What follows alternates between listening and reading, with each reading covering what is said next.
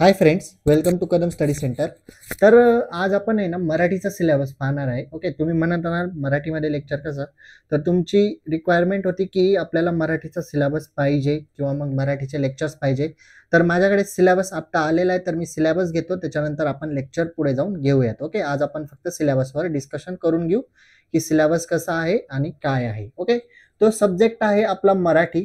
त्याच्यानंतर एक हे बघा, डिटेल्स बघा. सब्जेक्ट कोड काय आहे? AEC 201 MAR. ओके, AEC यानी म्हणजे ॲबिलिटी एनहान्समेंट कोर्स. ओके, ज्याच्यात आपल्याला फर्स्ट इयरला इंग्लिश होता, सेकंड इयरला मराठी आहे. सब्जेक्ट कोड आहे AEC 201 MAR. ओके, क्रेडिट आहे 2. ओके, प्रत्येक सब्जेक्टला 2 क्रेडिट्स असतात. मार्क्स आहे total 50. Marks distribution regular subject सारखं 35 मार्क्सची युनिव्हर्सिटीची एक्झाम होईल आणि 15 मार्क्स तुमचे इंटरनल एक्झाम होईल किंवा इंटरनल असेसमेंटसाठी.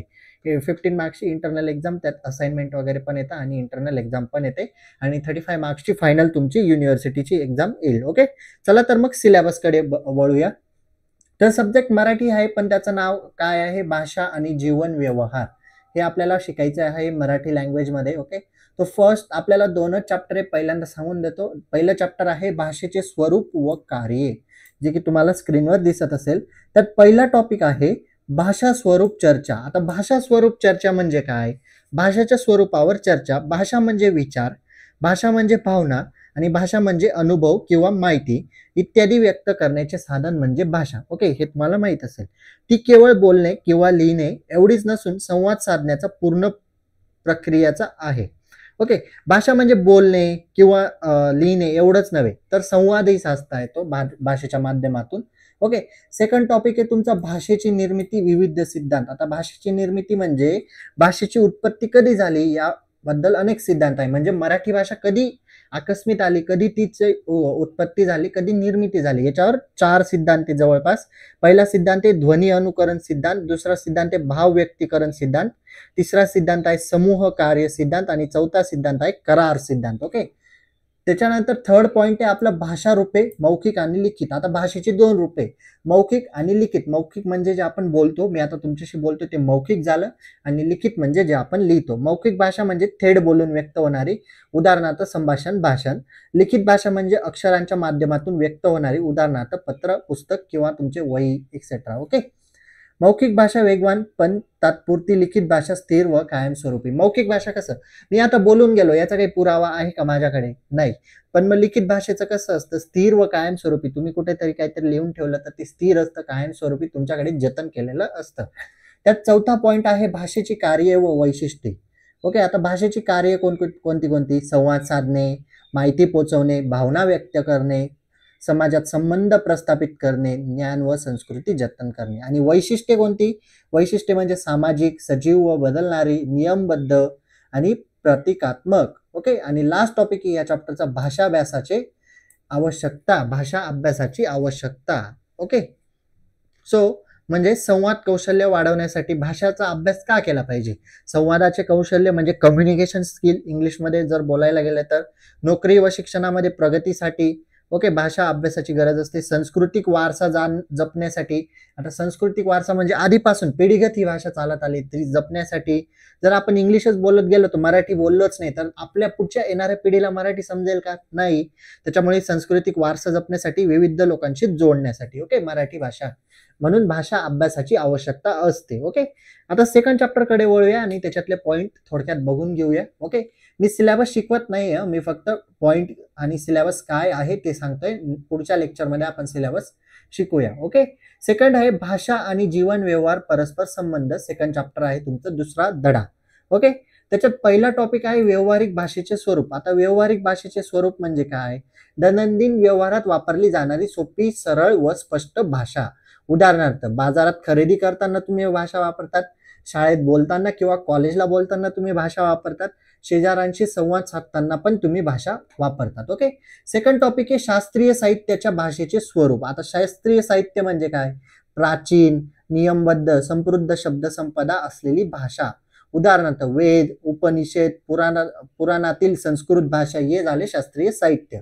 ललित साहित्याच्या भाषेचे स्वरूप. आता ललित साहित्य म्हणजे काय? कलात्मक साहित्य, भावना प्रधान साहित्य, कल्पना कल्पनाशील साहित्य, कल्पनाशील भाषा, काव्य झालं, त्याच्यात ललित साहित्यात येतं काव्य, कादंबरी, कथा, नाटके वापरली जातात. देन चौथा टॉपिक आहे तुमचा कार्यालयीन भाषेचे स्वरूप. कार्यालयीन भाषेचे स्वरूप म्हणजे काय? औपचारिक, अचूक, संक्षिप्त भाषा.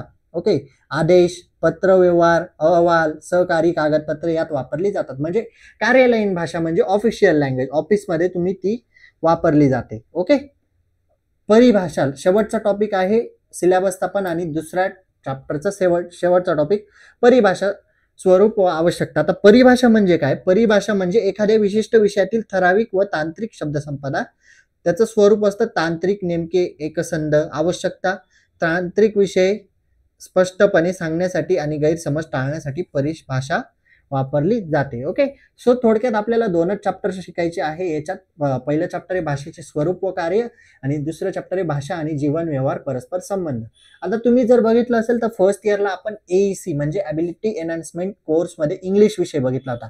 इंग्लिशमध्ये आपण काय बघितलं होतं रे? आठवा बरं जरा, तुम्हाला आठवतं का? बघू, तुमची मेमरी किती शार्प आहे आपण चेक करू. चला, तर आपण इंग्लिशमध्ये आपण communication skill, okay, interview, okay, आपण बोलतो कसं, थोडे काही ग्रामरचे टॉपिक्स बघितले होते. आता त्याच्याशी रिलेटेड थोडा सिलेबस वाटतो का? याच्यात काय, तिथे आपण कम्युनिकेशन स्किल बघितलं म्हणजे लँग्वेज बघितली. Okay, in short. तर इथे काय बघतोय आपण? भाषाचे स्वरूप, भाषेची निर्मिती, यानी थोडक्यात आपण मराठी विषय बघतोय आणि तिकडे इंग्लिश विषय बघितलं होतं. भाषा बोलली कशी जाते या पद्धतीने. म्हणजे कोर्सचा जो कोड आहे ना, ॲबिलिटी एनहान्समेंट म्हणजे तुमची ॲबिलिटी वाढवणे. तर आपण इंग्लिश विषय वाढवली, तर आता थोडं मराठी विषय वाढवूया. ओके, तर आपण इथे थांबूया. तुम्हाला ही जी PDF आहे ती टेलिग्राम चॅनलवर भेटून जाईल. ओके, PPTला मी PDF मध्ये कन्वर्ट करून टेलिग्राम चॅनलवर देतो. टेलिग्राम चॅनलची लिंक डिस्क्रिप्शन बॉक्समध्ये अवेलेबल आहे, किंवा मग सिम्पली तुम्ही इथून QR कोड स्कॅन करा हा 2 नंबरचा, आणि इथून तुम्ही टेलिग्राम चॅनल जॉईन करा. तिथे सर्व नोट्स अवेलेबल असतात. जसे जसे लेक्चर्स येतात त्या पद्धतीने तिथे नोट्स अवेलेबल आहेत. ओके, आणि इंस्टाग्रामवरही जॉईन होऊन जा. सर्व लिंक डिस्क्रिप्शन बॉक्समध्ये अवेलेबल आहे. तुम्हाला जर काही डाऊट असेल तर कमेंट सेक्शनमध्ये विचारा. जर तुम्हाला कमेंट सेक्शनमध्ये विचारण्यास काही संकोच असेल तर तुम्ही पर्सनली मला इंस्टाग्रामवर मेसेज करून विचारू शकता. हा QR कोड स्कॅन करून इंस्टाग्रामला फॉलो करा, किंवा डिस्क्रिप्शन बॉक्समध्ये लिंक आहे. ओके, तर व्हिडिओ आवडला असेल तर लाईक, शेअर, सबस्क्राईब नक्की करा. तुमच्या मित्रांपर्यंत पोहोचवा आणि कमेंट सेक्शनमध्ये नक्की सांगा की व्हिडिओ कसा वाटला. ओके, खूप दिवसांनी मी मराठीमध्ये व्हिडिओ बनवला, कारण मराठी विषय आहे तर मराठीतच शिकायला पाहिजे. ओके, तर इथे आपण थांबूया, भेटूया पुढच्या व्हिडिओमध्ये. पुढच्या व्हिडिओमध्ये आपण सिलेबसला स्टार्ट करू. ओके, चला तर मग तोपर्यंत बाय बाय.